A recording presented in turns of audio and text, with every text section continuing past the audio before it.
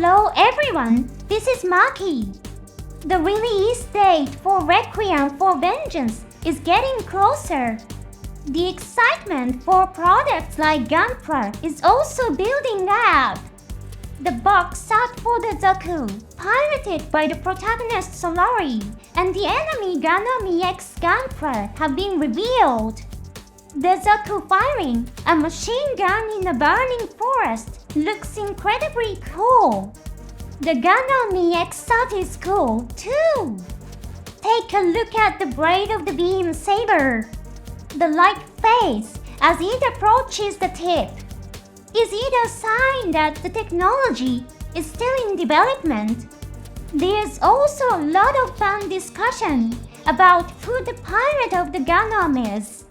So far, no information has been revealed.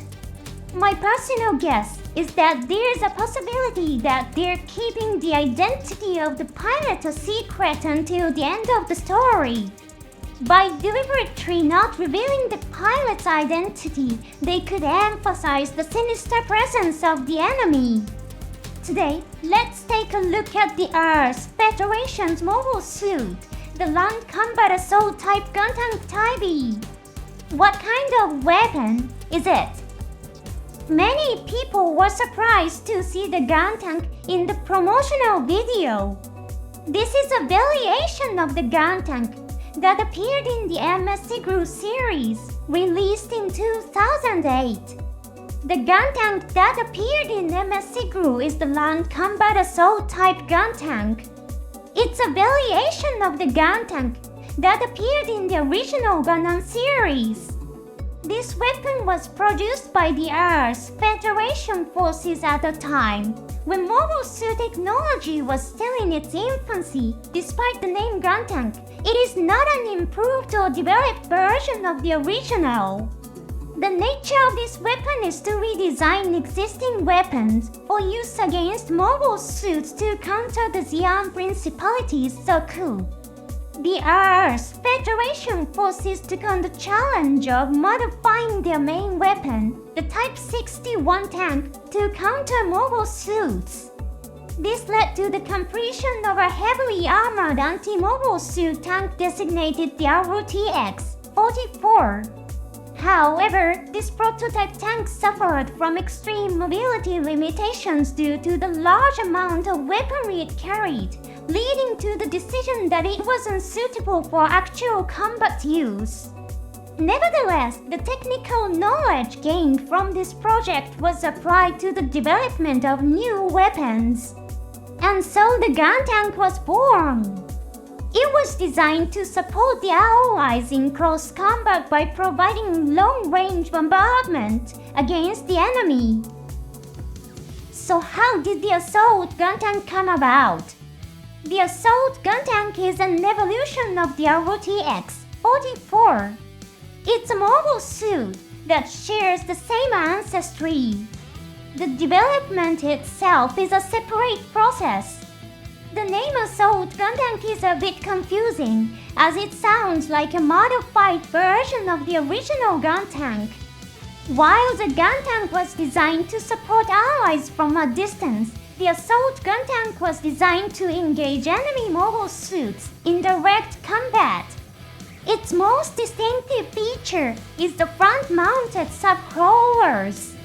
The upper body can be tilted forward and supported by these subcrawlers, allowing it to transform. This transformed state is called the Assault Gun mode. In this form, it lowers its overall height, minimizing its frontal projection area exposed to enemy attacks, while also allowing for high-speed movement. It can then charge into enemy lines at high speed, destroying enemy mobile suits with its powerful weaponry. Its biggest feature is its 220mm cannon. For comparison, the standard Guntank is equipped with a 120mm cannon. This larger caliber allows it to destroy the Xi'an Gulf in a single shot. The Gulf is designed for close combat with mobile suits and has stronger armor than the Zaku. This scene really shows off the power of the assault Guntank. Some fans, seeing the assault Guntank in action, wondered is there any need to develop the Gundam at all. Indeed, the performance of the assault Guntank, which was capable of destroying several circus and goofs in succession, was truly amazing. However, it had one major flaw. It was extremely difficult to control. The need to switch between different forms due to its transformation ability was one factor. In addition, the complexity of selecting and switching between its many projectile weapons added to the difficulty. This aspect of requiring high-level skills to handle a variety of projectile weapons is similar to Gundam Prototype Unit 3. The Assault Guntank was operated by highly skilled technical officers who fully understood its specifications. After proving their effectiveness in various parts of the European front, the three assault Guntanks participated in the RS Federation's large-scale operational desert. The confirmed successes in history were remarkable. The assault Guntank unit destroyed 16 mobile suits, including 2 dome units, which were the latest mobile suits at the time. They also destroyed 1 armored vehicle and 6 Maser attack tanks. Thanks to a suicide attack and additional light artillery fire, they also destroyed 2 of the large ductile land battleships. With such outstanding achievements, it's no wonder that some fans thought maybe they didn't need to make the Gundam at all. The assault Guntank that appears in Requiem for Vengeance is called Type E. It appears that all sub-crawlers have been removed.